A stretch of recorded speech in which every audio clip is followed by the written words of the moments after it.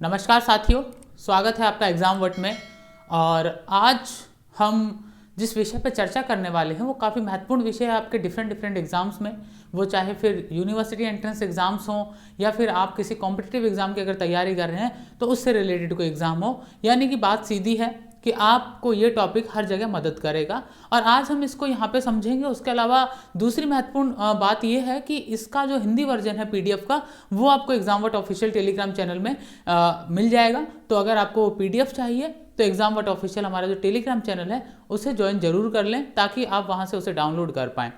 दूसरा महत्वपूर्ण विषय जो है वो ये है कि इसके अंदर जिन संस्थाओं के बारे में हम चर्चा करेंगे वहाँ से किस तरह के क्वेश्चंस आते हैं उसके ऊपर मैं बात करूँगा आपसे, उनको आपको समझाने की कोशिश करूँगा, उनके बैकग्राउंड क्या रहा उस पर मैं चर्चा करूँगा। लेकिन उस सबसे पहले अगर आप चैनल पर पहली बार विजिट कर रहे हैं तो सब्सक्राइब कर लीजिएगा ताकि आपको अपडेट्स मिलते रहें और आने वाले दिनों में बहुत सारे जो लेक्चर्स हैं वो आपको यहाँ पे मिलते रहें। खैर, अब बिना रुके आरंभ करते हैं आज का महत्वपूर्ण जो हमारा टॉपिक है। और हमारा टॉपिक है important government organisation and of India, यानी कि जो भारत की महत्वपूर्ण संस्थाएं हैं, खासकर सरकारी संस्थाएं हैं, वो कौन कौन सी हैं जिनके ऊपर केंद्र सरकार का खासकर सीधा अधिकार है। मेन जो बॉडी है उसके अंदर ऑब्जर्वेशन बॉडी है वो सेंट्रल गवर्नमेंट ऑफ इंडिया है। उन संस्थाओं की हम बात करेंगे, लेकिन इनमें एक ऐसी संस्था भी हम बात करेंगे जो कि सेंट्रल गवर्नमेंट ऑफ इंडिया की नहीं है, उसकी भी हम चर्चा करेंगे। लेकिन वो बहुत इंपॉर्टेंट है इसलिए उसे इसमें हमने डाला है, लेकिन वो सेंट्रल गवर्नमेंट ऑफ इंडिया की नहीं है, उसका नाम है बीसीसीआई।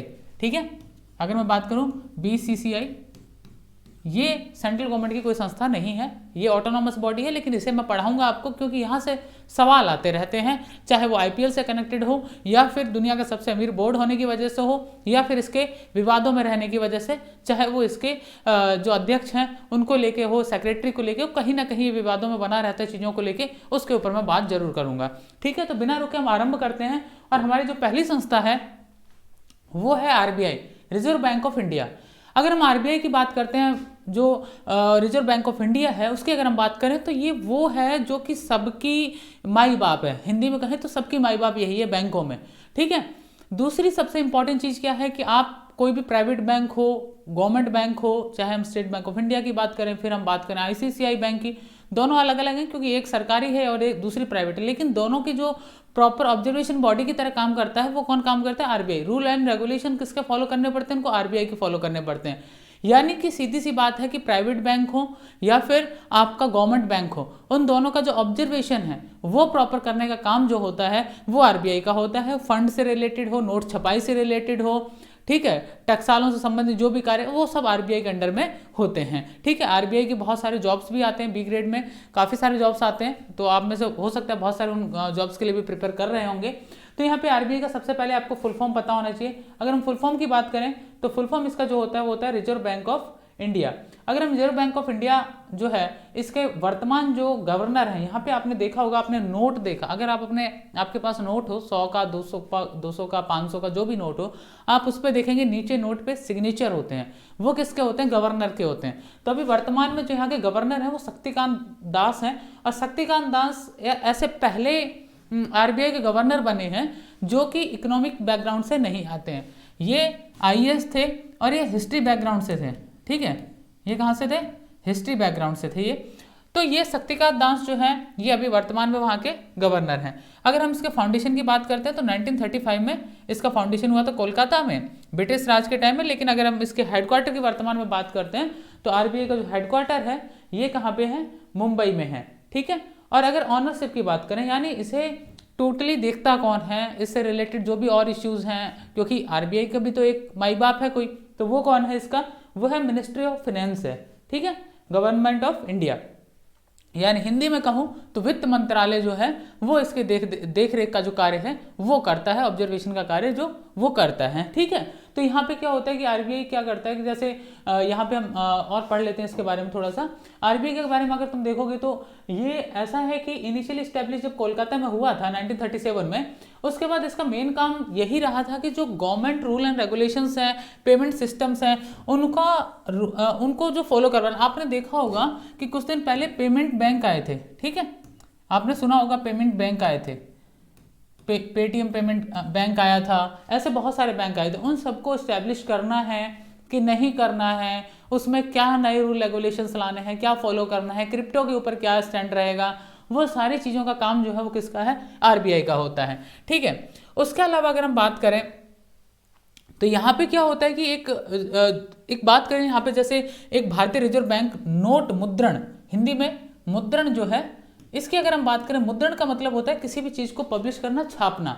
ठीक है, अगर हम मुद्रण की बात करें तो यहाँ पे एक स्पेशलाइज्ड डिवीजन है आरबीआई का, जिसका जो मेन काम है वो क्या है, जो प्रिंट से रिलेटेड काम है, इंडियन करेंसी नोट्स।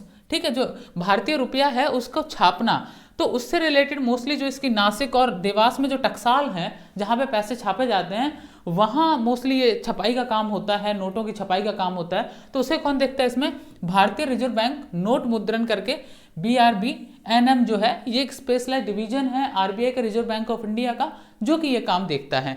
ठीक है, उसके अलावा अगर हम बात करते हैं आपसे, तो ये जो मॉनेटरी पॉलिसी कमेटी जो है 2016 में स्टैब्लिश हुई थी, तो इसका जो फुल कंट्रोल हुआ करता था, मॉनेटरी जो पूरा का पूरा जो कंट्रोल था इसके पास, वो मतलब देश भर का जो था वो इन्हीं के पास हुआ करता था। दूसरी अगर हम बात करें, आरबीआई जो है वो कहीं ना कहीं 21 मेंबर डायरेक्टर्स होते हैं, खैर ये इतना महत्वपूर्ण नहीं है आपके लिए। इसके अलावा जो डायरेक्ट कमेटी होती है इसके अंदर, उसके अलावा आपका मिनिस्ट्री ऑफ फाइनेंस के लोग होते हैं, ये सब चीज़ें इसमें रहती हैं। लेकिन जो मेन मुद्दा है आपका वो ये है, एक तो कि आरबीआई का हेडक्वार्टर कहाँ है। क्वेश्चन कहाँ कहाँ से आ सकता है यहाँ पे, आरबीआई का हेडक्वार्टर कहाँ है, आरबीआई का जो गवर्नर है वो कौन है, इसका एस्टेब्लिशमेंट कब हुआ था, वो ईयर आपको याद रखना है। उसके अलावा अगर इनके जो खासकर अगर हम बात करें जो कि रिलेटेड है आपके छपाई से, नोटों की छपाई से, यानी मुद्रण से जो संबंधित है, वो कहाँ होता है, तो वो नासिक और जो आपका देवास जो वो मेन है इसके। ठीक है, उसके अलावा वर्तमान में गवर्नर का मैंने बताया आपको, वो कौन है, शक्तिकांत दास है, हिस्ट्री बैकग्राउंड से आते हैं, आईएएस थे, सेंट्रल गवर्नमेंट ने उनको अपॉइंट किया था। ठीक है, यहाँ से रिलेटेड आपके मन में कोई सवाल होगा तो पूछेगा, बाकी इसके डिटेल पीडीएफ आपको एग्जामवर्ट ऑफिशियल टेलीग्राम चैनल में मिल जाएगा, तो उसे ज्वाइन कर लीजिएगा। ठीक है, अब हम बात करते हैं यूपीएससी की। बहुत सारे लोगों का सपना होता है यूपीएससी, यूपीएससी के थ्रू सिविल सर्विसेज में जाना, एनडीए में जाना, सीडीएस के थ्रू देश सेवा करना। ठीक है, इंडियन इंजीनियरिंग सर्विस में जाना, इंडियन फॉरेस्ट सर्विस में जाना, ये सारी सर्विसेज आखिर कंडक्ट कौन करवाता है, तो एक ऑर्गेनाइजेशन है जिसका नाम है UPSC, union public service commission. अब इसकी अगर हम बात करें, स्टैब्लिश जो होता है वो होता है 1926 में। ठीक है, आपको पता होगा अंग्रेजों के टाइम में आईएएस नहीं हुआ करता था, वो किसी दूसरे नाम से आईसीएस करके एक एग्जाम हुआ करता था, उसके थ्रू आईएएस बना करते थे। और एक क्वेश्चन अगर आप देखेंगे, ये जो आईएएस वाला फॉर्मेट है, इसका स्टैब्लिशमेंट, ये इसका जो जन्म है वो कहाँ से हुआ था, वो भी मैं बता ही देता हूँ। अगर आप एडमिनिस्ट्रेटिव सर्विसेज को देखेंगे तो एडमिनिस्ट्रेटिव सर्विसेज का जन्म जो हुआ था साथियों, वो कहाँ से हुआ था, चाइना से हुआ था। ठीक है, इसका जन्म जो है वो कहाँ से हुआ है, चाइना से हुआ है। ठीक है, कभी हम वर्ल्ड अफेयर्स पढ़ेंगे तो वहाँ पे देखेंगे कि चाइना जो है वहाँ किस डायनेस्टी के टाइम पे वर्ल्ड ये जो एडमिनिस्ट्रेटिव सर्विसेज हैं ये वो लेके आए थे, सबसे पहले उन्होंने फॉर्म किया था इसे। ठीक है, तो ये आपको पता होना चाहिए। यूनियन पब्लिक सर्विस कमीशन जो है, इसके अगर चेयरपर्सन की बात करें, मनोज सोनी है, डॉक्टर मनोज सोनी। ठीक है, उससे पहले ये गुजरात की यूनिवर्सिटी के वाइस चांसलर भी रहे। इसके अलावा अगर हम देखें कि इसका जो मेन पर्पज है, मेन पर्पज इसका क्या है, मैंने आपको बताया, जैसे एग्जाम कंडक्ट करवाना, वो चाहे आपका एनडीए का एग्जाम हो। ठीक है, यानी कि ये वो बॉडी है जो कि मतलब एग्जाम्स कंडक्ट करा के जो मोस्टली ऑफिसर रैंक जो हैं उन कैंडिडेट्स को सिलेक्ट करती है और गवर्नमेंट के जो इंस्टीट्यूशन है वहाँ भेजती है ट्रेनिंग के लिए, ताकि वो बाद में देश सेवा में शामिल हो सकें। ठीक है, आपके एनडीए हो, आपके सीडीएस के एग्जाम हो, चाहे आप हम बात करें सीएससी जो है उसकी बात करें, तो ये बहुत सारे जो एग्जाम हैं इन सब का सिविल सर्विसेज एग्जाम हो गए, सबके सब जो कंडक्ट करवाती है वो संस्था कौन करवाती है, यूपीएससी करवाते हैं। धौलापुर जो रोड है वहाँ पे इसका हेडक्वार्टर है, उसे धौलापुर हाउस कहते हैं एक्चुअली में। वो धौलापुर हाउस, जब हम जेएनयू में आते हैं तो जेएनयू में एक लाइब्रेरी के बैक में अगर आप जाएंगे तो वहाँ उसका नाम भी धौलापुर हाउस रख दिया था। वो लाइब्रेरी का ही पार्ट है, क्योंकि पहले जब स्टार्टिंग में लाइब्रेरी पूरी तरह से जो आज की एसी लाइब्रेरी काम नहीं करती, उस टाइम लोग मोस्टली वहीं पढ़ा करते थे, और तो उसका नाम भी धौलापुर हाउस रखा हुआ है। खैर वो स्टूडेंट्स ने रख दिया था, अलग बात है, ऑफिशियली ऐसा कुछ नहीं है। यहाँ पे अगर हम बात कर लेते हैं यूनियन पब्लिक सर्विस कमीशन की कुछ और पॉइंट्स पे अगर हम बात करें साथियों, तो सबसे पहले ये एक रॉयल कमीशन हुआ करता था सुपीरियर सिविल सर्विसेज इंडिया में। जब ये लॉर्ड ली आपका फेरम जो थे ब्रिटिश गवर्नमेंट के टाइम 1923 में। उसके अलावा अगर हम बात करें तो आर्टिकल 323 इसके अंदर इसका जो गवर्नमेंट की जो ऑर्गेनाइजेशन के एस्टेब्लिशमेंट से रिलेटेड जो दिए गए हैं कि क्या है, तो ये आर्टिकल्स आप पढ़ सकते हैं एक बार, ठीक है। आर्टिकल 317 चेयरमैन वगैरह को लेके। हाँ, एक क्वेश्चन यहाँ पे ये आता है कि यूपीएससी का जो चेयरमैन है, यूपीएससी का जो चेयरमैन है उसको अपॉइंट कौन करता है, ठीक है। तो यहाँ पे आप देखेंगे जो अपॉइंटमेंट जितने भी होते हैं खासकर सेंट्रल बॉडीज में से, जो भी सेंट्रल गवर्नमेंट की ऑर्गेनाइजेशंस हैं, उनमें जितने भी अपॉइंटमेंट होते हैं उन पे लास्ट जो स्टैंप लगता है वो लगता है प्रेसिडेंट महोदय का, ठीक है। और दूसरी चीज़ जो है सबसे इम्पॉर्टेंट, आप चाहे देखेंगे जितने भी जो सेंट्रल की जो सरकारी संस्थाएं हैं, जितनी भी सरकारी संस्थाएं, चाहे वो डीआरडीओ हो, इसरो हो, जो भी हैं, उनके जब चीफ सेक्रेटरी या फिर हम कहेंगे अगर वहाँ चेयरमैन का पोस्ट है, तो वो जब अपॉइंट होते हैं तो फाइनल जो यस है वो प्रेसिडेंट का होता है उस पर। खैर वो एक फॉर्मेलिटी का हिस्सा होता है, लेकिन उन्हीं के द्वारा उन्हें अपॉइंट किया जाता है और उन्हीं के द्वारा रिमूव भी किया जा सकता है, डायरेक्ट रिमूव नहीं किया जाता है, ठीक है। मोस्टली रिमूव नहीं करते हैं, गवर्नमेंट क्या करते हैं उनसे रिजाइन करवा लेती हैं। आपने देखा होगा कई बार जब सरकार जो केंद्र में सरकारें जब बदलती हैं, खासकर अगर हम बात करें राज्य सरकार की बात नहीं कर रहे हैं हम केंद्र सरकार की बात कर रहे हैं, जब केंद्र सरकारें बदलती हैं तो आपने देखा होगा कि स्टेट के जो गवर्नर होते हैं वो मोस्टली रिजाइन कर देते हैं। क्यों रिजाइन कर देते हैं कि आपको भी पता होगा कि जितने भी गवर्नर अपॉइंट किए जाते हैं हमारे देश में, वो सारे के सारे किसी ना किसी पॉलिटिकल आइडियोलॉजी से कनेक्टेड होते हैं, क्योंकि वो पहले किसी ना किसी पार्टी का हिस्सा रहे होते हैं, किसी पार्टी में मिनिस्टर रहे होते हैं, और कहीं ना कहीं वो सिर्फ पार्टी की जो आइडियोलॉजी है उससे कनेक्टेड होने के कारण, जैसे आपने देखा होगा कि जब नई सरकार आती है, कोई नई विचारधारा की सरकार आती है, तो होता क्या है कि उनसे वो रिजाइन ले लेते हैं, उनको हटाते नहीं हैं, प्रॉपर प्रोसेस के थ्रू नहीं हटाते हैं। आपने देखा होगा जब 2014 में एनडीए गवर्नमेंट आई थी, तो जो यूपीए गवर्नमेंट के टाइम पे जितने भी ज़्यादातर जो राज्यपाल थे जो अपॉइंट किए गए थे, उन्होंने धीरे धीरे करके सबने रिजाइन कर दिया था, धीरे धीरे, ठीक है। क्यों? क्योंकि फाइनली जो एक मैं कहूँ कि मिल के चलने वाली जो परंपरा है गवर्नमेंट के साथ, कदम से कदम मिला के चलने वाली, उस परंपरा में कहीं ना कहीं वो फिट नहीं बैठ पाएंगे, तो आइडियोलॉजिकल फिट नहीं बैठ पा रहे हैं। फॉर एग्जांपल मैं आपको एक और एग्जांपल बताता हूँ इससे कनेक्टेड, जैसा होता कि आइडियोलॉजिकल फिट ना बैठने का रीजन एक जगह आपने देखा होगा, मैं वेस्ट बंगाल की बात करता हूँ।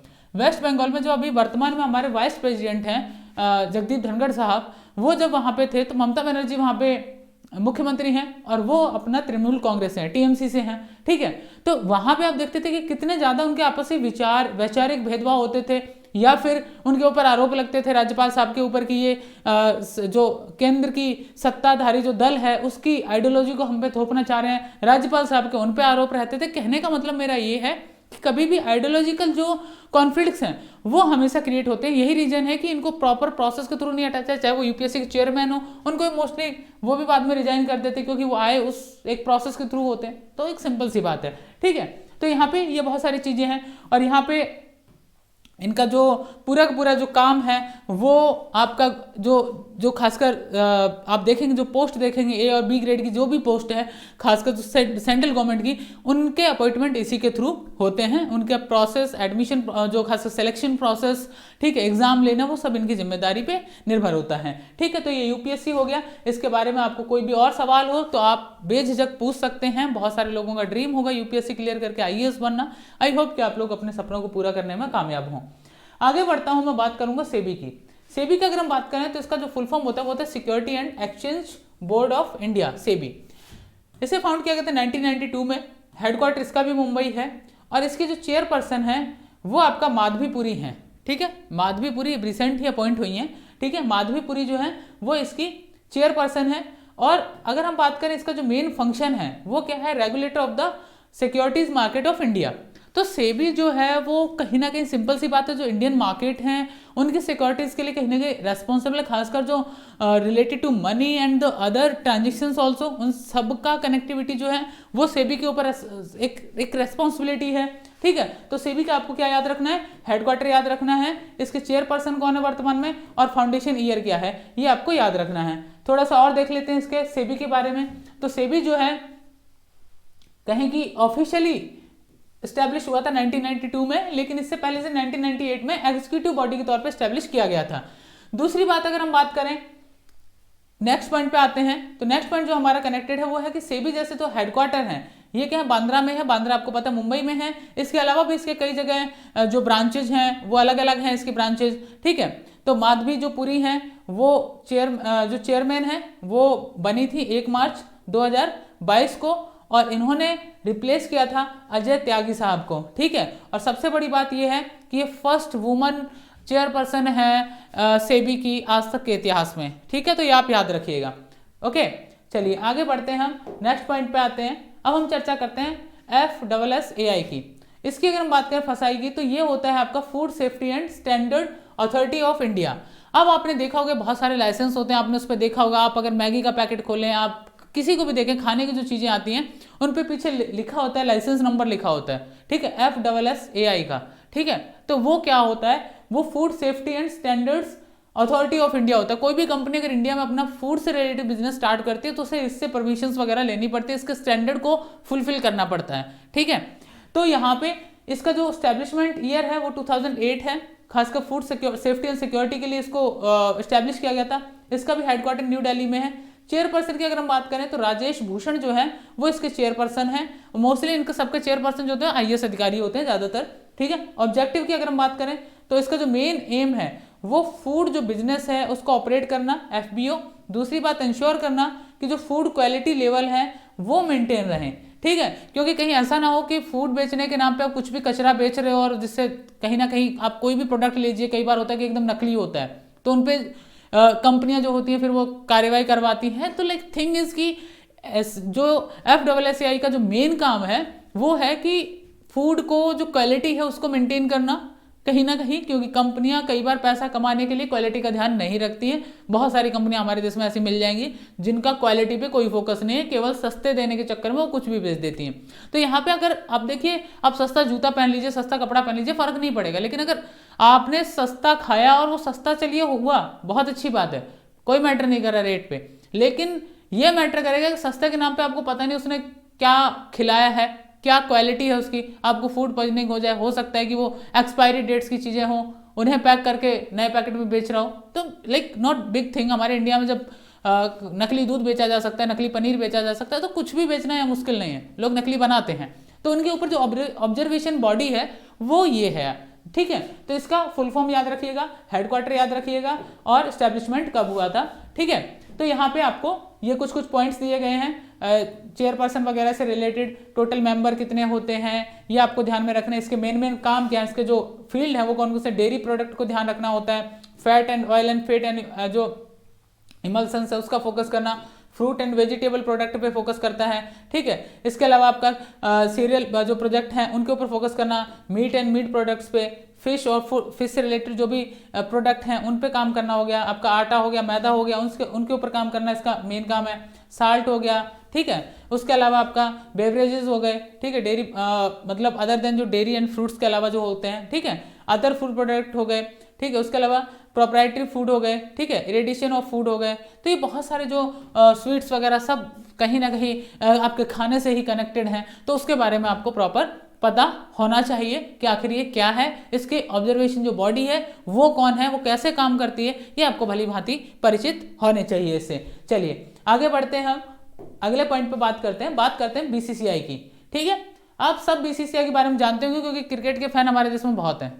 तो यहाँ अगर हम बात करें बोर्ड फॉर, इसका जो फुल फॉर्म होता है वो होता है board for cricket control in India, ठीक है। बहुत सारे लोग इसकी फुल फॉर्म ही गलत लिखते हैं, वो क्या लिखते हैं, board of cricket control in India, ऐसे भी बोलते हैं, लेकिन ऐसा नहीं है। इसका जो फुल फॉर्म है वो क्या है, board for cricket control in India, okay.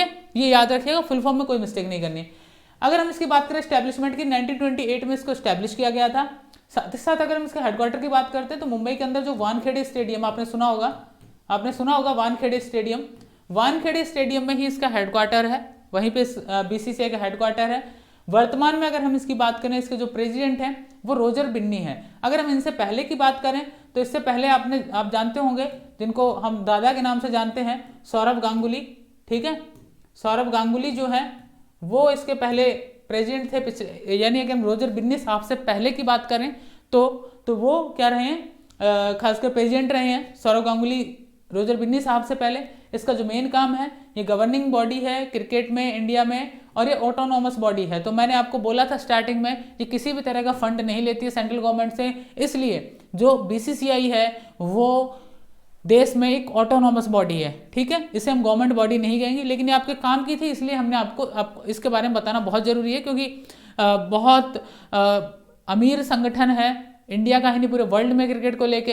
दूसरी बात रही टैक्सेशन और बहुत सारी चीज़ों को लेके भी ये चर्चा में बना रहता है हमेशा। सुप्रीम कोर्ट वगैरह ने भी इस पर ऑडिट बिठाने की जो बातें कही थी, ऑडिट चाहिए, बहुत सारी चीज़ें हैं जिनको लेके इसके और सेंट्रल गवर्नमेंट के बीच में मतभेद बने रहे हैं।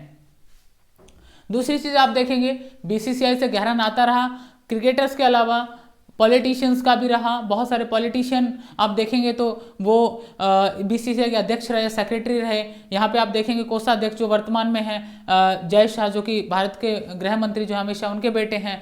तो कहीं ना कहीं पॉलिटिकल कनेक्शन बना रहा। अब उसके पीछे रीजन आप सब जानते हैं, कहीं ना कहीं इतना बड़ा जो रेवेन्यू है उसका वो कहीं ना कहीं मैटर करता है। चलिए अब हम बात करते हैं board for control for cricket in India, BCCI की बात करें तो ये वानखेड़े स्टेडियम में इसका हेडक्वार्टर है।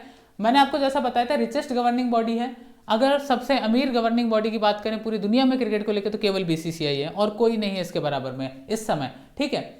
इसके अलावा अगर हम बात करें तो ये रिप्रेजेंट, जैसे आपका वुमेंस क्रिकेट हो गया, उसको मेंस क्रिकेट हो गया, आईपीएल हो गया, उन सबको यही टैकल करता है।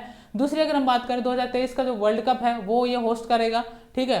2026 T20 world cup, 2031 ODI cricket world cup भी होस्ट करेगा।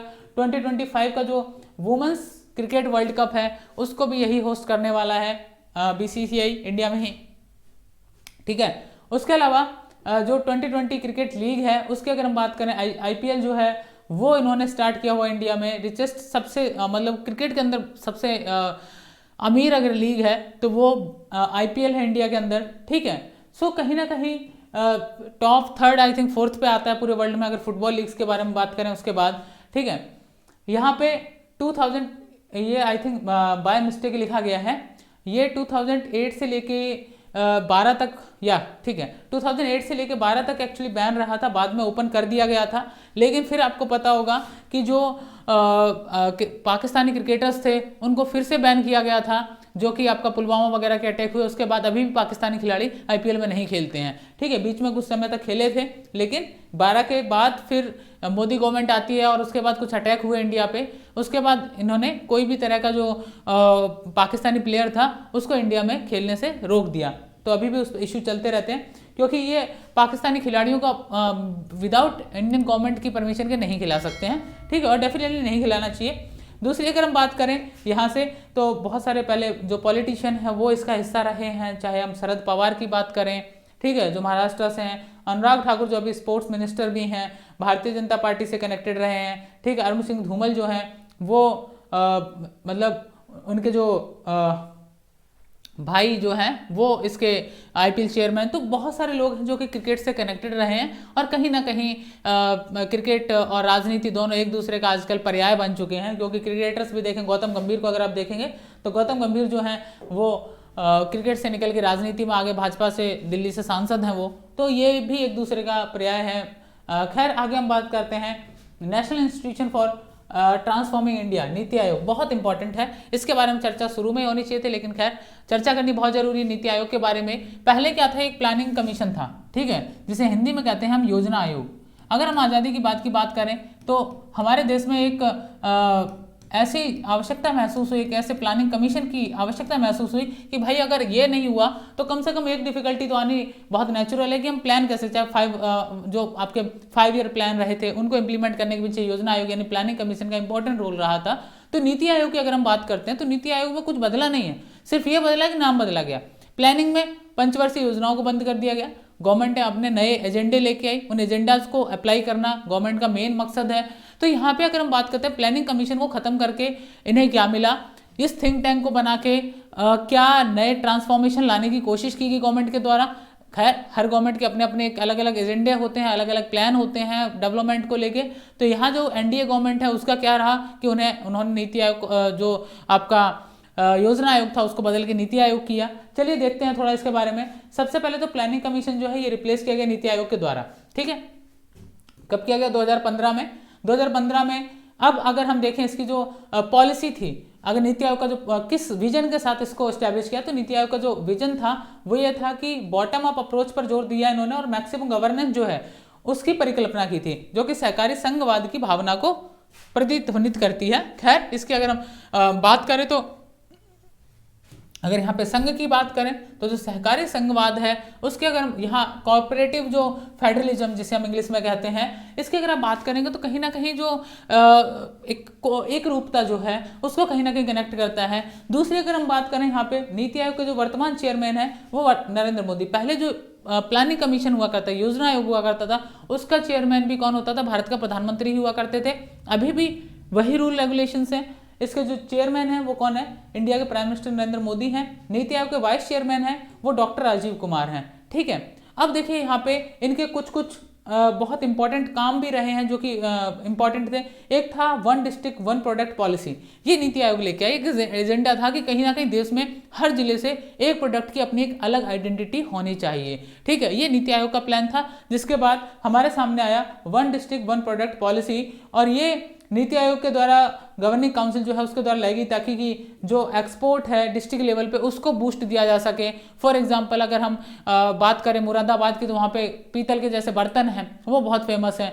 ठीक है, अगर हम बात करें अलीगढ़ की, वहाँ के ताले बहुत फेमस हैं। तो ऐसे क्या है कि हर डिस्ट्रिक्ट का कोई ना कोई एक प्रोडक्ट होता है जो कि खास होता है अपने आप में, तो कहीं ना कहीं उसे एक्सपोर्ट करने की तो मदद मिले ही। दूसरी सबसे बड़ी बात है कि उसे विश्व पटल पे लाने में, एक विश्व पटल नहीं तो कम से कम पूरे भारत में तो ये हम बता सकेंगे ये जो प्रोडक्ट है ये यहाँ का फेमस है। अगर कोई मिठाई है तो वो यहाँ का फेमस है। ठीक है, कोई नमकीन प्रोडक्ट है वो यहाँ का फेमस है। रिलेटेड अगर हम लॉजिस्टिक्स में बात करें, उससे कोई रिलेटेड कहीं का प्रोजेक्ट है, कोई भी थिंग है, वो वहाँ की फेमस है। तो कहीं ना कहीं एक आइडेंटिटी मिलेगी उस जिले को, उसके अंदर स्पेशलाइजेशन मिलेगा, उसके अंदर कहीं ना कहीं जो वहाँ के लोकल लोग हैं उनकी इनकम भी बढ़ेगी, बहुत सारी चीज़ें होंगी। तो कहीं ना कहीं बहुत अच्छा एक स्टेप है one district one product policy वाला। दूसरी बात अगर हम बात करें इस आयोग की, अगर हम बात करते हैं तो इसने जो 3 डॉक्यूमेंट 3 ईयर एक्शन एजेंडा जो है, 7 ईयर मीडियम टर्म जो स्टैंड पेपर है, 15 ईयर विजन डॉक्यूमेंट, ये इस तरह के कुछ प्लान किए हुए हैं इन्होंने। लाइक 5 ईयर और 7 ईयर जो प्लान थे, पंचवर्षीय योजना वगैरह थी, उनको हटा दिया गया। चलिए अब थोड़ा सा नीति आयोग के बारे में और चर्चा कर लेते हैं। अब यहाँ पे की ऑब्जेक्टिव में अगर देखें तो इसका जो मेन काम है वो foster cooperative federalism through the structures support initiatives and the mechanism with the states on the continuous basis recognise that the strong states make a strong nation. बहुत सिंपल सी बात है, निरंतर बातचीत के निरंतर आधार पे क्या करना है, राज्यों के साथ जो पहलों पे तंत्रों के माध्यम से एक मजबूत राज्य और मजबूत राष्ट्र बनाना, जो कि इस गवर्नमेंट का एजेंडा रहा है मूल, उसके ऊपर इन्होंने काम करना है। दूसरा, गांव के स्तर पे अगर हम विलेज लेवल पे जाएं तो वहां पे कहीं ना कहीं आप देखेंगे, एक जो मैंने एक दिन आपको बताया था डीबीटी बताया था। ठीक है, आपको अगर याद हो, मेरे जो करंट अफेयर की क्लासेस होती हैं उसके अंदर मैंने आपको बताया था डीबीटी के बारे में कि डायरेक्ट जो ट्रांसफर होता है वो करना। सेंट्रल गवर्नमेंट एनडीए गवर्नमेंट आई, इसने एक बहुत सिंपल सा कहा कि जो पंचायत का पैसा है वो भी पंचायत के खाते में ही जाएगा। वो ऐसे नहीं कि प्रोसेस के थ्रू डिस्ट्रिक्ट लेवल से तहसील लेवल पे, तहसील लेवल से फिर ऐसे प्रोसेस में जाएगा, नहीं, सीधा सीधा पंचायत के खाते में जाएगा। उसका फायदा यहाँ पे कहीं ना कहीं जो योजनाएं तैयार की गई वो आप देखने को मिले, चाहे वो वहाँ पे साफ सफाई से जुड़ी हो, एजुकेशन से जुड़ी हुई हो, ठीक है, या फिर किसी पॉलिसी को लागू करना हो गांव तक, जल से जुड़ी हुई परियोजनाएं हो, कोई भी परियोजना, एक मजबूत तंत्र तैयार करना है गांव के लेवल, पंचायत के लेवल पे। उसमें सबसे इंपॉर्टेंट रोल जो है वो मुझे लगता है कि डीबीटी का रहा, कि डायरेक्ट पैसा ट्रांसफर हो रहा है। प्रधान कितना खा रहा है वो सबको पता है, अलग बात है, लेकिन गवर्नमेंट अपना जो काम है वो बहुत ही सही सलीके से कर रही है, खासकर गाँवों के लिए, कि उनको कनेक्टिविटी बढ़ाना हो, इंटरनेट से रिलेटेड चीज़ों को गाँवों तक पहुँचाना हो, चाहे जो भी काम हो। ठीक है, तो वो सारी चीज़ें हैं। दूसरी अगर हम बात करें, एक जो और पॉइंट है इनका, एक्चुअली आप सोचेंगे सर हिंदी में क्यों लिखा, उसके पीछे रीजन ये है कि हिंदी मीडियम के स्टूडेंट्स को भी कहीं ना कहीं समझना है कि चीज़ें कैसे हो रही हैं। तो यहाँ पे अगर हम देखें तो समाज के उन वर्गों विशेष ध्यान देने के लिए जो आर्थिक प्रगति से पर्याप्त रूप से लाभान्वित नहीं होने का जोखिम उठा सकते हैं। तो सिंपल सी बात है कि एक रिस्क फैक्टर, यानी कि कहीं ना कहीं बिजनेस को लेके या फिर नेशन को डेवलप करने के लिए जिनके अंदर ये हिम्मत है कि हाँ वी कैन टेक रिस्क, लेकिन not on the basis of profit, कि हाँ भाई प्रॉफिट होगा ही तभी हम कुछ ऐसा करें। सो वो चीज़ एक इंपॉर्टेंट है। उसके अलावा जो हितधारक और राष्ट्रीय और अंतर्राष्ट्रीय समान विचारधारा और थिंक टैंकों के साथ शैक्षिक और नीति अनुसंधान संस्था सप्ताह जो सलाहदार, अब सिंपल सी बात है, जो थिंक टैंक हैं उनके साथ काम करके कहीं ना कहीं नई पॉलिसीज बनाना, उन पॉलिसीज को इम्प्लीमेंट करना, ये सारे काम भी करना नीति आयोग की जो प्रायोरिटी लिस्ट में शामिल हैं। ठीक है, उसके अलावा ये जो खासकर डेवलपमेंट से रिलेटेड जो एजेंडा है और कहीं ना कहीं डिफरेंट क्षेत्रों में डिफरेंट जो डिपार्टमेंट्स हैं उनसे रिलेटेड बहुत सारे ऐसे काम हैं जो कि कहीं ना कहीं नीति आयोग प्रायोरिटी लिस्ट में लाके कर रहा है। ठीक है, तो यहाँ सिंपल सी बात है, इन चीज़ों को अगर आप करेंगे, इनको पढ़ेंगे और डेप्थ में, इनसे रिलेटेड इन्फॉर्मेशन आपको PDF में और मिलेगी। कहीं भी किसी के मन में सवाल हो इस वीडियो को देखने के बाद प्लीज़ कमेंट करिएगा, आपके मन में कोई भी शंका ना रहे। अब देखिए यहाँ पे एक सवाल ये भी था आपके मन में कि साहब इसके बीच में एक बेसिक डिफरेंस क्या है। ये क्वेश्चन आपके दिमाग में बिल्कुल घूम रहा होगा कि अगर हम प्लानिंग कमीशन को पढ़ते हैं, नीति आयोग को पढ़ते हैं, which is the basic difference between planning commission and NITI Aayog. चलिए इसको समझ लेते हैं। अगर हम प्लानिंग कमीशन की बात करें तो सबसे पहली बात इसकी जो पॉइंट है वो है top down approach for planning, पहला पॉइंट। लेकिन यहाँ पे अगर इसको आप देखेंगे, नीति आयोग के बीच में डिफरेंस देखेंगे तो यहाँ थोड़ा अलग दिखता है। ये क्या करता है कि formulate national development strategy in integrated market economy. इस दोनों में आपको डिफरेंस समझाता हूँ।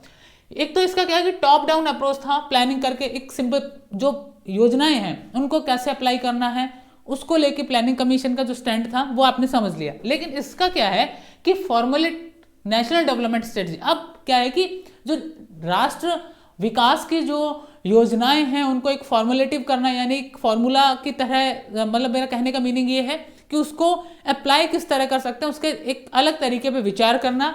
उसके अलावा मार्केट इकोनॉमी है, इंटीग्रेटेड मार्केट इकोनॉमी जो कि संलग्न है, एक साथ जो मार्केट इकोनॉमी है उसको कवर करना। यानी कि यहाँ इनका केवल और केवल योजना बनाने पे नहीं बल्कि इंटीग्रेटेड मार्केट के अंदर उसे कैसे उतारा जाएगा उसके ऊपर भी इनका ध्यान रहता है। तो ये नीति आयोग की प्लानिंग है। दूसरा है इसका प्लानिंग कमीशन क्या बोलता था कि setting growth targets, goals and strategies. यहाँ पे सीधा सा है कि जो ग्रोथ टारगेट हैं, जैसे अगर आप 5 ईयर प्लान देखेंगे, ठीक है, 5 ईयर प्लान में क्या था, 5 ईयर प्लान में सिंपल सा होता था कि भाई साहब 5 साल में हमने ये टारगेट पूरा करना है, हमने हॉस्पिटल के फील्ड में ये करना है, मेडिसिन के फील्ड में ये करना है, हमने या फिर गरीबी मिटाने के लिए हमने ये करना है, वहाँ पे टारगेट सेट रहते थे। अब देखते हैं कि नीति आयोग में क्या फर्क है, चलिए देख लेते हैं। यहाँ पे इन्होंने कहा कि evolve national development strategy in the constitution with the state, ठीक है, कि आप हमने क्या करना है कि शामिल करना है, नेशनल डेवलपमेंट स्ट्रेटेजी बनाना है और उससे शामिल करना है कॉन्स्टिट्यूशन में विद द स्टेट्स, यानी राज्यों के साथ मिलके। घूम फिर के कहानी लगभग वैसी है। ये भी योजना बना रहे हैं, ये योजना को बोल रहे हैं कि हम कॉन्स्टिट्यूशन में शामिल करके स्टेट्स के साथ, राज्यों के साथ मिलकर उसे कार्यान्वित यानी कि उसे इंप्लीमेंट करने पे काम करेंगे। ये इनके बीच में बेसिक डिफरेंस है।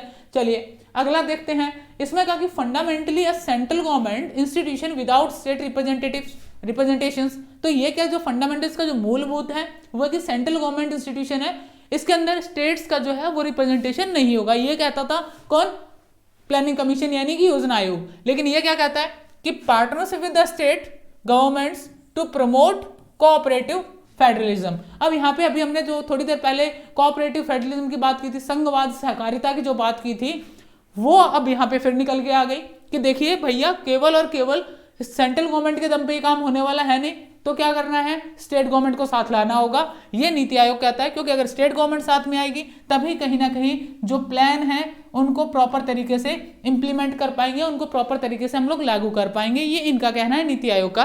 काफी अच्छा इनिशिएटिव है, क्योंकि यहाँ पे केवल और केवल सेंट्रल गवर्नमेंट ही करता धरता, माई बाप उसका जो है वो केवल और केवल सेंट्रल गवर्नमेंट थी। चलिए अगले पॉइंट पे आता हूँ। ये पॉइंट है प्लानिंग कमीशन क्या कहता है, discussions with states on annual plan. जो वार्षिक योजनाएं हैं हमारी उनके ऊपर राज्यों के साथ डिस्कशन करना, चर्चा करना। अब नीति आयोग क्या कहता है, नीति आयोग को देख लीजिए कि states will continue to receive support for the removing bottlenecks and impediments जो है। साथ ही साथ अगर हम बात करें कि इन्होंने क्या कहा कि they will also be able to approach the new institution for the constituency and the capacity building. यानी सीधी सी बात है, यहाँ पे इन्होंने कहा कि हम एनुअल प्लान पे डिस्कस करेंगे, लेकिन ये क्या कह रहे हैं कि हम जो स्टेट्स हैं उनको जो सपोर्ट है यानी सहायता मिलना वो रेगुलरली मिलती रहेगी, अलग अलग, चाहे वो अगर हम बात करें जो वहाँ पे उनके जो बेसिक कमियां हैं उनको दूर करने के लिए अगर हम बात करें, उसके अलावा उनको कहीं ना कहीं जो एक सहायता है, एक सलाहकार के तौर पे वो नीति आयोग काम करता रहेगा योजनाओं को लेके, जो कि इंपॉर्टेंट है। ठीक है, अब चलिए हम आखिरी बिंदु पे आते हैं। इसका ये है कि देना इनको कि allocation of central assistance to state plans in budget estimate for 2014-15 approximately 59%। अब यहाँ पे देखिए इन्होंने क्या कि बजट वहाँ पे एक असिस्टेंट के तौर पे अपॉइंट डाला जाता था, किसके द्वारा, प्लानिंग कमीशन के द्वारा, और यहाँ पे ये होता था under centrally sponsored schemes and 15% जो है ब्लॉक ग्रांट्स होता था जो कि स्टेट्स तक जाता था, यानी 44% जो है वो 59% में से 44% तो जो रहता था वो सेंट्रल के पास, और आपका जो बाकी बचा 14% वो एक रहता था आपका ब्लॉक ग्रांट्स के तौर पे। खैर अब इसको देख लेते हैं कि states will tailor their plans to suit their needs under more than 40 centrally sponsored schemes. अब यहाँ पे देखिए आपकी 40 से अधिक जो सेंट्रल के द्वारा स्पॉन्सर्ड स्कीम्स हैं उसको लेके। दूसरा इन्होंने कहा कि greater flexibility for state specific needs in each scheme. अब यहाँ पे इन्होंने क्या कहा कि जो आपका फ्लेक्सिबिलिटी है, यानी कि आप उसमें कमी या बढ़ोतरी अगर होती है तो वो भी एक्सेप्टेड है, जबकि इधर ऐसा नहीं था। इधर फिक्स था कि भाई आपने 14% ये है, 15% ये है, 44% ये, टोटल आपका 59% जो हमने फिक्स कर दिया, उससे ज़्यादा कुछ नहीं हो सकता। लेकिन यहाँ नीति आयोग ने उसे फ्लेक्सिबल बना दिया। तो मतलब नीति आयोग जो है इन्होंने अपनी पॉलिसीज को चेंज किया है ताकि गवर्नमेंट टू गवर्नमेंट, यानी union government and state government दोनों के बीच में कहीं ना कहीं कम्युनिकेशन गैप को भी खत्म करने की कोशिश की है। साथ ही साथ इन्होंने जो स्कीम है उनको भी बेहतर तरीके से अप्लाई करने की कोशिश की है, जो कि एज ए रिजल्ट आपको देखने को मिलता है। चाहे वो फिर कोई भी एक पॉलिसी हो, चाहे हम सेंट्रल गवर्नमेंट का एक बहुत सिंपल सा एग्जाम्पल लेते हैं, एक टॉयलेट्स वाला जो प्लान था कि जो खुले में शौच जाते थे उसे रोकना है, तो उसमें कहीं ना कहीं आपने देखा होगा स्टेट गवर्नमेंट्स की भी भागीदारी बहुत अच्छे से रही थी। यानी कि वो स्टेट जहाँ पे स्टेट गवर्नमेंट दूसरी पार्टी की थी, उन्होंने भी उस प्लान को बहुत बेखूबी ग्राउंड पे अप्लाई किया और कहीं ना कहीं उस पर सक्सेस हुए वो लोग। ठीक है, तो ये कुछ पॉइंट्स हैं जो कि कहीं ना कहीं नीति आयोग ने इनमें बदलाव लेके आया है। अब हम बात करते हैं FCI की, फूड कॉर्पोरेशन ऑफ इंडिया। ठीक है, खाद्य जो आपका भोजन से जुड़ा हुआ, खाद्य से जुड़ा हुआ जो हम बात करते हैं, तो फूड कॉर्पोरेशन ऑफ इंडिया की अगर हम बात करते हैं FCI, तो ये 1965 में इसका एस्टेब्लिशमेंट हुआ था। मैनेजिंग डायरेक्टर इसके जो है वो संजीव कुमार है, ये भी IAS है। मेन वर्क इसका समझ लीजिए तो ये आपका प्राइस, अगर हम देखें जो MSP वाला जो हैंडल है वो यही करता है, FCI ही करता है। ठीक है, आपने देखा होगा कि पिछले साल जो किसान आंदोलन हुआ था वो मेन उनका सवाल था कि हर फसल के ऊपर हमें MSP मिलना चाहिए। MSP आप जानते होंगे, मिनिमम सेलिंग प्राइस। ठीक है, क्या होता है मिनिमम सेलिंग प्राइस? इसे समर्थित कहते हैं, सपोर्टिव, मिनिमम सपोर्टिव प्राइस होता है। निम्नतम जो मूल्य है फसलों का वो क्या होगा, उसके ऊपर अगर हम बात करें तो वो MSP होता है। MSP जो है इसकी अगर हम बात करते हैं तो इसको भी हैंडल कौन करता है? सेंट्रल गवर्नमेंट की तरफ से FCI करता है। ठीक है, इसके अलावा बात करें मेंटेनेंस करना, ऑपरेशनल जो बफर स्टॉक है। अब मान लीजिए आपके देश में गेहूं है, वो मान लीजिए एक फॉर एग्जांपल मान लें कि 100 मीट्रिक टन हुआ, लेकिन देश के अंदर जरूरत थी 50 मीट्रिक टन की। अब बाकी बचा 50 मीट्रिक टन जो है, या फिर हमको 40 मीट्रिक टन है, उसे कैसे विदेशों में भेजना है, बेचना है, क्या काम, उस योजना का जो क्रियान्वयन करना है वो क्या होगा, वो FCI ही करेगा। ठीक है, इधर पहला तो न्यूनतम समर्थन मूल्य हो गया, आपका MSP हो गया, यानी कि मिनिमम जो सपोर्टिव प्राइस है आपका वो न्यूनतम समर्थन मूल्य हो गया फसलों को लेके। फॉर एग्जांपल जब आप गवर्नमेंट को बेचने जाते हो, गवर्नमेंट का जो प्राइस होता है वो MSP होता है, यानी आपकी फसल अगर गवर्नमेंट खरीद रही है, वो FCI के द्वारा खरीदारी होती है, वो न्यूनतम समर्थित मूल्य होता है, न्यूनतम समर्थन मूल्य MSP होता है। ठीक है,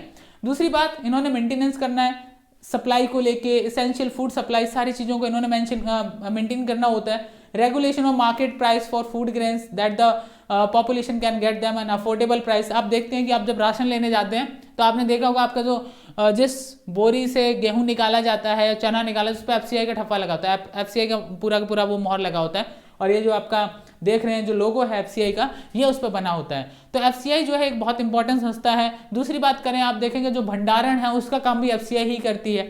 ठीक है, जो FCI है इसका जो भंडारण है वो उसका काम भी किसका है? FCI का ही होता है, भारतीय खाद्य निगम इसे हिंदी में कहा जाता है। तो सारे के सारे काम जो है वो इसी के होते हैं, और जो खरीदारी गवर्नमेंट करती है वो FCI के थ्रू करती है। न्यूनतम समर्थन मूल्य MSP पे वो भी FCI करती है। ठीक है, यहाँ से कोई सवाल हो तो पूछ लीजिएगा।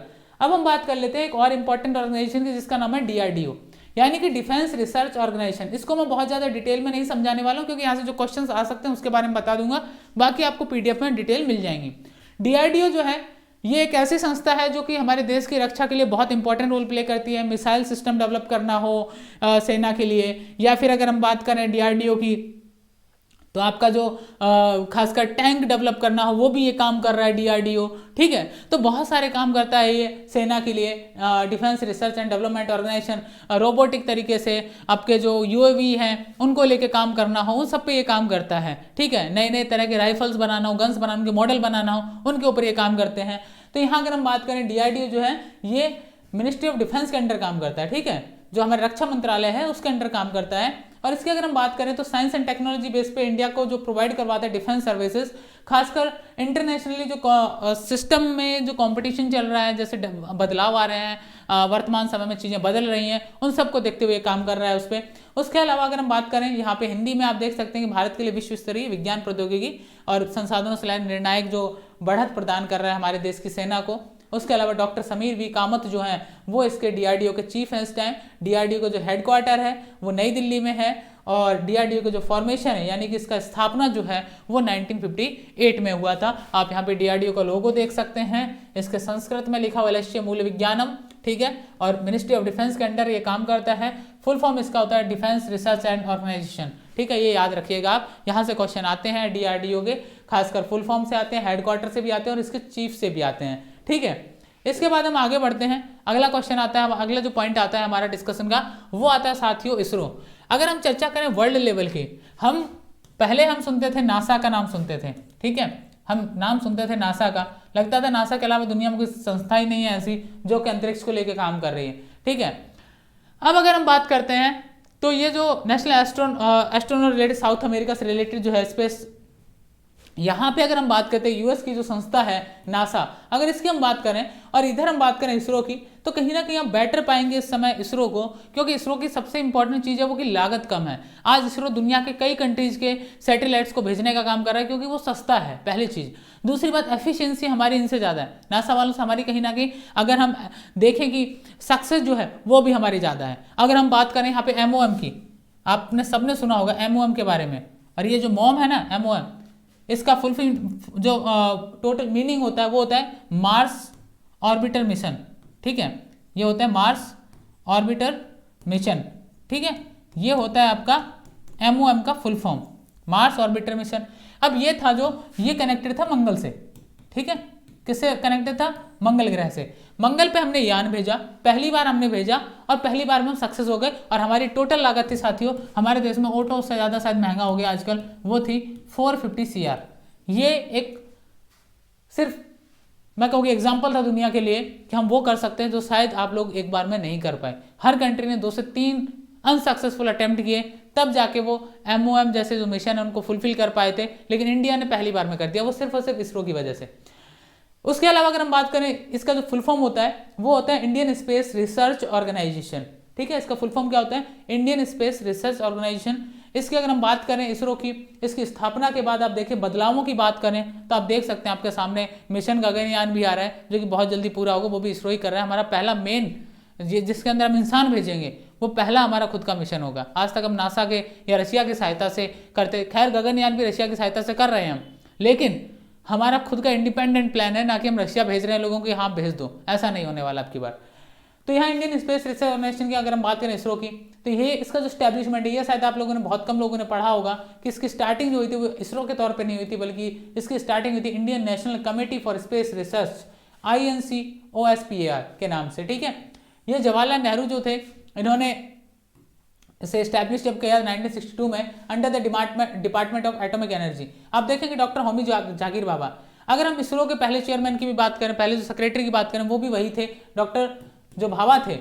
ठीक है, भाभा जो थे जिन्होंने हमारे एटॉमिक एनर्जी के जिन्हें जनक कहा जाता है, जिन्हें हमारे अंतरिक्ष का जनक भी कहा जाता है, दोनों चीज़ें हैं। तो यहाँ पे जो भाभा साहब थे, इसी के under space research programme start होता है। आपको याद होगा, आपने एक पिक्चर देखी होगी जिसके अंदर साइकिल पे यान ले जाते हुए देखा जाता है कि जो इसरो का सामान उसे साइकिल पे ढोया जाता था। कभी हमारे पास खुद का लॉन्चिंग पैड भी नहीं था, आज हमारे पास वो सब है जो दुनिया की अलग अलग बेस्ट से बेस्ट स्पेस प्रोग्राम चलाने वाले ऑर्गेनाइजेशन के पास है।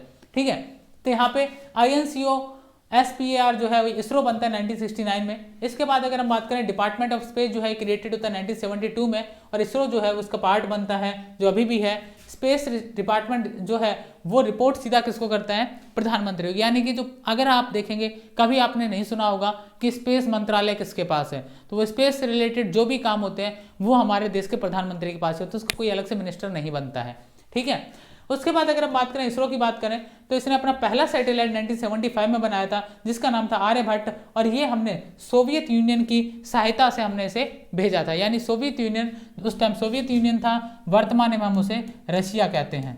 ठीक है, रशिया की सहायता से हमने इसे भेजा था। ठीक है, उसके बाद अगर हम बात करें तो फर्स्ट इंडियन बिल्ट जो लॉन्च व्हीकल है SLV-3 लॉन्च व्हीकल, यानी जिससे हम सैटेलाइट्स को लॉन्च करते हैं, उसका नाम था SLV-3, और ये रोहिणी सैटेलाइट में यूज किया गया था 1980 में उसे छोड़ने के लिए। सेक्रेटरी की अगर हम बात करें, इसके जो सेक्रेटरी हैं वो है श्री S सोमनाथ, जो कि वर्तमान सेक्रेटरी हैं, इससे पहले K सिवन थे। इसके हेडक्वार्टर की अगर हम बात करते हैं साथियों तो वो है आपका बेंगलुरु में। ठीक है, तो ये कुछ ऑर्गेनाइजेशंस को लेके एक एक्सप्लेनेशन था। यहाँ से किस तरह के क्वेश्चंस आएंगे, तो आपका क्वेश्चन जो है उससे रिलेटेड आपको एक जो क्वेश्चंस है खासकर उसका एक MCQ बना के आपको एग्जामवर्ट ऑफिशियल में मिल जाएगा, और बहुत जल्दी हमारे ऐप पे भी MCQ स्टार्ट होने जा रहे हैं। तो अगर आप किसी भी परीक्षा के एस्पिरेंट हैं, किसी इस तरह के जहां कंटेंट आपको पढ़ने को मिलते हैं, ज्वाइन करें एग्जामवर्ट ऑफिशियल, आज ही जुड़ें एग्जामवर्ट ऑफिशियल के साथ, टेलीग्राम पे जाएं, सर्च करें और अपना जो PDFs हैं उनको कंटिन्यू लेते रहे वहाँ से। And thank you very much. खासकर एग्जामवर्ट के जो भी हमारे प्लेटफॉर्म हैं, चाहे हमारे इंस्टाग्राम की बात करें या फिर हम बात करें आपसे अदर प्लेटफॉर्म्स, फेसबुक पे हो, इसके साथ साथ ट्विटर पे है, टेलीग्राम है, और सबसे इंपॉर्टेंट आपका यूट्यूब, अगर आपने अभी तक इसे सब्सक्राइब नहीं किया तो कर लें ताकि आपको यहाँ पे अपडेट मिलते रहें। कैसा लगा आपको ये पूरा सेशन, क्या सीखने को मिला, और अगर आपको कोई डाउट है, आपके मन में कोई सवाल है तो कमेंट करना मत भूलिएगा, ताकि आपको सारे के सारे अपडेट यहाँ पे मिल जाएं related to your exams, related to your specially like CUET वाले जो स्टूडेंट हैं उनके लिए बहुत हेल्पफुल है, आपके SSC के एस्पिरेंट है उनके लिए हेल्पफुल है, अदर जो कॉम्पिटिटिव एग्जाम दे रहे हैं, गवर्नमेंट जॉब्स के जो एग्जाम दे रहे हैं उनके लिए भी ये उतना ही इंपॉर्टेंट है। तो प्लीज़ बताएं कि ऐसे और वीडियोज़ के अंदर किस कंटेंट की आपको रिक्वायरमेंट फील हो रही है, और इसके जो PDF हैं ये आपको दोनों भाषाओं में मिलने स्टार्ट हो गए हैं, हिंदी और इंग्लिश के अंदर आपको इसका दोनों वर्जन मिलेंगे आपको। साथ ही साथ CUET जो UG है इसका क्रैश कोर्स स्टार्ट होने जा रहा है, और इसका क्रैश कोर्स स्टार्ट जो होने जा रहा है उसका जो फर्स्ट 200 स्टूडेंट्स को हम लोग एक ऑफर दे रहे हैं। पूरा का पूरा कोर्स आपको सिर्फ 2500 रुपये में दिया जा रहा है, जिसके अंदर आपका मैथ्स, इंग्लिश और आपका reasoning and current affairs, GK चारों चीज़ें इंक्लूड हैं। देश की टॉप यूनिवर्सिटीज़ में एडमिशन लेना चाहते हैं तो आज ही जुड़े, इसका रजिस्ट्रेशन लिंक आपको डिस्क्रिप्शन में दिया गया है। खैर, मिलते हैं आपसे नेक्स्ट सेशन में। 2 दिन अभी करंट अफेयर नहीं हो पाएगा बिकॉज मुझे आउट ऑफ दिल्ली जाना है, जिस वजह से। खैर, हम बात करें और बहुत सारी चीज़ों की तो वो आपको मिलती रहेंगी। History, political science, MA English, उससे रिलेटेड सारा कंटेंट आपको मिल रहा है, तो कंटिन्यू देखते रहें एग्जामवर्ट। Thank you very much, wish you all the best.